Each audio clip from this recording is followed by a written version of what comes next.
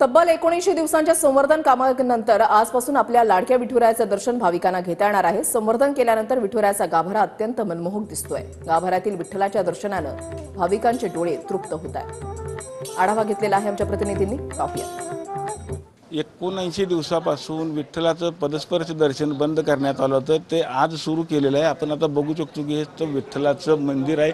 विठ्ठलाच्या मंदिराचं जतन आणि संवर्धनाचं काम सुरू असल्यामुळं खरं तर विठ्ठलाचं पदस्पर्श दर्शन बंद केलं होतं। मात्र आज जर आपण बघितलं तर जवळपास 700 वर्षापूर्वीचं मंदिर खरं तर आपल्याला आता इथं पाहायला मिळतं। त्या पद्धतीचं खरं तर पुरातत्व विभाग आणि विठ्ठल मंदिर प्रशासनाकडून हे काम करण्यात आलेलं आहे। आपण जर बघितलं तर देवाची जी विठ्ठलाचं जे रूप आहे ते अतिशय गोजीरवान रूपाचं आपल्याला आज पाहायला मिळतं। आज विठ्ठलाची सकाळी महापूजा खरं तर तेलंगणाच्या भक्तांच्या हातनं पूजा करण्यात आली। यावेळी खरं तर राज्याचे पालकमंत्री चंद्रकांत दादा पाटील असतील, मंदिर समितीचे अध्यक्ष असतील, सर्व सदस्य असतील यांच्या उपस्थितीमध्ये आजची शासकीय महापूजा खरं तर संपन्न झालेली आहे। आपण जर बघितलं हाच तो विठ्ठलाचा गाभारा आहे। यापूर्वी जो आपला जो गाभारा बघितला होता त्यामध्ये खरं तर ग्रॅनाईटच्या फरशी असतील, चांदीचं आवरण असेल, हे सगळं काढून आता 700 वर्षापूर्वीचं मंदिर पुन्हा एकदा आपल्याला इथं पाहायला मिळतं। विठ्ठल मंदिरातून कॅमेरामॅन विनोद सह रवी लगेकर, TV9 मराठी।